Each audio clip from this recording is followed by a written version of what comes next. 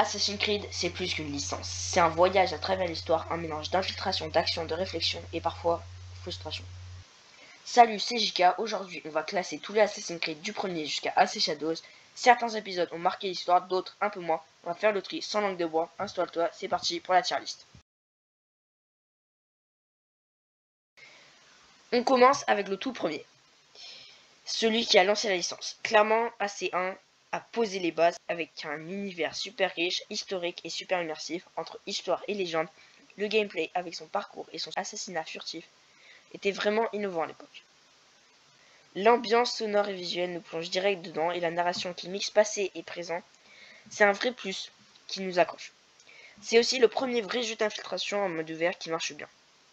Après, forcément, il y a des défauts. Les missions tournent vite en rond, c'est parfois répétitif et un peu monotone. Les ennemis sont souvent basiques et assez prévisibles. On voit leur pattern à des kilomètres, les combats manquent de punch et restent limités. Niveau variété, dans les objectifs, c'est pas la folie. Il faut pas oublier que les graphismes ont sacrément vieilli depuis. Mais bon, pour un premier jeu, il a quand même bien assuré, donc en vrai, je le mettrai en B.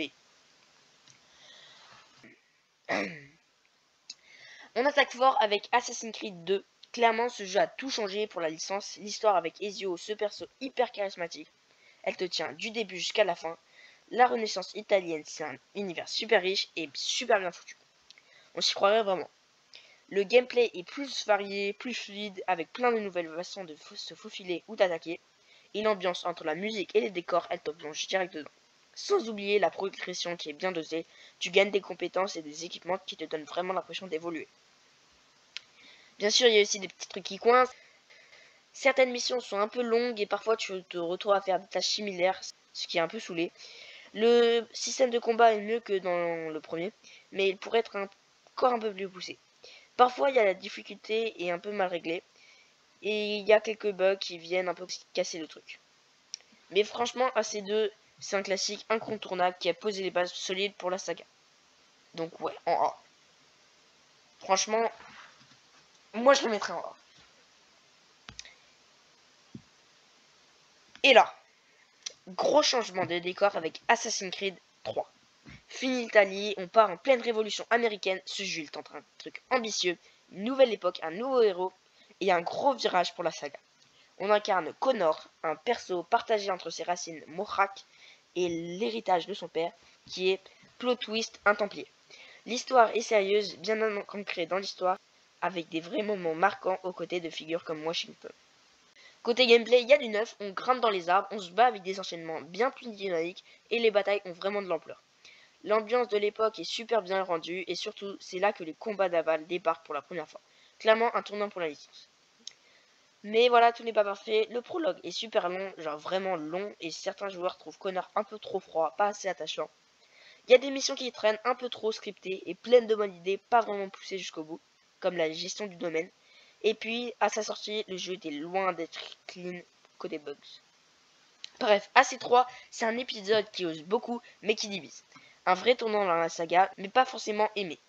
Mais moi, je le mets en C. C'est pas l'un des meilleurs. Après, on place à Black Flag. C'est l'ambiance pirate à fond. Naviguer, piller, faire des batailles navales, c'est super fun et Edward Kenway, le héros, a vraiment du charisme. Le monde est immense et super vivant avec plein d'îles à explorer. Point faible. L'histoire est un peu légère et certains persos secondaires manquent de profondeur.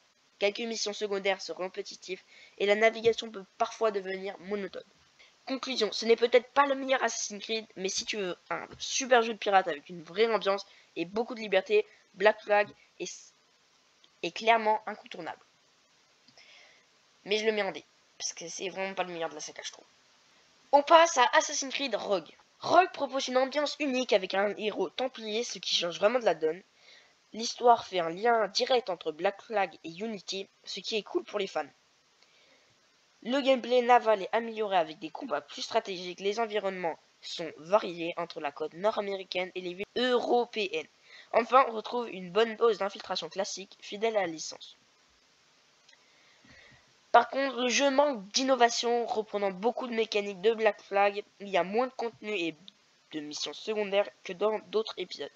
L'histoire est parfois confuse et moins marquante, la durée de vie est assez courte, enfin, le gameplay global n'apporte pas beaucoup de nouveautés. Rogue est intéressant pour son point de vue inédit, mais reste un épisode assez classique et un peu décevant. C'est un jeu correct, mais sans grandes ambitions. Donc on le met avec lui. On continue avec Assassin's Creed Unity. Le Paris du XVIIIe siècle est incroyablement détaillé et immersif. Le parcours est fluide et amélioré. La personnalisation d'Arnaud est super poussée et les graphismes étaient bluffants à la sortie. Par contre, à la sortie, le jeu était rempli de bugs et de problèmes techniques. L'histoire manque un peu de profondeur et les missions secondaires sont souvent répétitives. Les PNJ se comportent parfois bizarrement, ce qui casse un peu l'ambiance et certaines phases manquent de variété. En résumé, Unity est un jeu impressionnant visuellement, mais il souffre de défauts techniques et d'un scénario un peu faible. Un épisode à tester pour son univers et son gameplay, donc je le mets avec lui. Non, en vrai, non, avec le C. Ouais, parce qu'il n'est pas incroyable. Place à Assassin's Creed Syndicate. On arrive dans un monde industriel super bien fait et vivant. On joue avec les jumeaux Free, ce qui apporte un gameplay dynamique. Le combat est fluide et le grimpin donne un vrai plus pour bouger. L'ambiance sonore et visuelle est vraiment top avec une histoire plus rythmée que certains épisodes. Mais le jeu a aussi des défauts. Les missions secondaires tournent souvent en boucle, l'IA est parfois un peu basique et l'infiltration est moins mise en avant. Certains détails de l'histoire manquent de profondeur et globalement, c'est un peu trop classique parfois.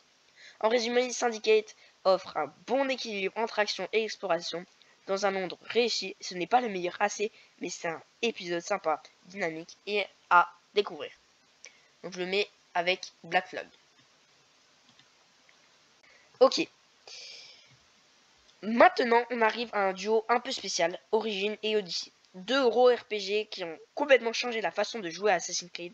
Origin nous plonge dans l'Égypte antique avec un gameplay accessible et une belle immersion, tandis qu'Odyssey pousse encore plus loin la liberté avec des choix qui influencent l'histoire, des batailles épiques et un système de combat plus technique. Alors lesquels choisir?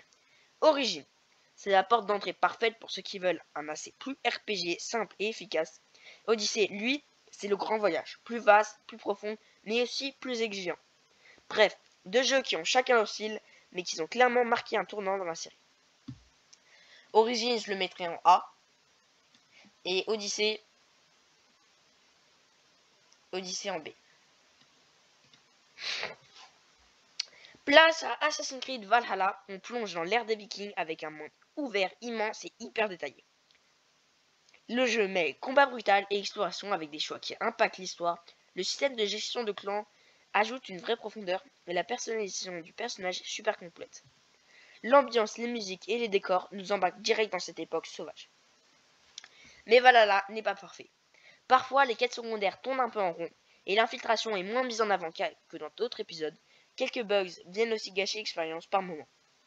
Et certains combats manquent de variété. Enfin, l'histoire principale peut sembler un peu longue et parfois confuse. En résumé, Valhalla offre une aventure viking immersive et riche, parfaite pour ceux qui aiment l'exploration et le combat.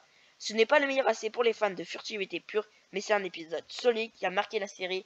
C'est aussi de Assassin's Creed auquel j'ai le plus joué. Donc en fait, c'est mon préféré, genre. C'est peut-être parce que juste j'y ai le plus joué, mais personnellement, c'est pour moi le meilleur. Et on arrive à Assassin's Creed Mirage. Ici, on revient à la base avec un gameplay plus axé furtivité et parcours. C'est moins massif qu'Origins ou Valhalla, mais ça fait du bien de retrouver ce côté infiltration. Le jeu est court, pas trop chargé avec une ambiance urbaine à Bagdad, plutôt réussie. Les graphismes sont beaux et l'histoire plus concentrée que dans les gros RPG précédents. En résumé, Mirage c'est un bon retour aux sources pour les fans d'Assassin's Creed qui veulent de l'infiltration pure. Ce n'est pas un gros jeu épique, mais un épisode plus simple, efficace et sympa à faire d'une traite. Perso, je le mettrai en C, parce que ouais, pas incroyable, mais il est bien. On finit avec Assassin's Creed Shadows, où tu peux choisir entre deux personnages, un gros bourrin costaud ou un maître d'infiltration discret. Ça offre deux styles de jeu bien différents, c'est qui change pas mal de ceux qu'on a vus avant. Le jeu mise clairement sur un gameplay rapide et nerveux avec des missions urbaines qui mélangent action et furtivité. Parfois ça peut tourner un peu en rond, mais globalement c'est efficace. En résumé, Shadows, c'est un assez plus court qui revient à l'essentiel avec ce duo de héros qui peut varier les plaisirs. C'est parfait si tu veux une expérience fun, rapide et plus orientée infiltration ou baston selon ton style. Je le mettrai, j'ai jamais joué, mais on va peut-être faire une vidéo avec Kuro dans un mois, en juillet. Donc abonnez-vous. Et perso, je le mettrai en A, parce qu'il a franchement l'air bien. Ça, c'est aussi une bonne idée, genre d'avoir deux styles. Comme ça, tu peux vraiment varier selon ton style. Et voilà, on a fait le tour de tous les Assassin's Creed avec cette grande tier list. Merci à tous ceux qui sont restés jusqu'au bout, vous êtes les vrais. Mais l'aventure, elle s'arrête pas là. Et si le prochain Assassin's Creed, c'était le nôtre? Une époque qu'on choisit, un héros qu'on invente, un gameplay rien que pour nous. Je vous en dis plus très bientôt, prenez soin de vous. Et à la prochaine, c'était Chica. Ciao.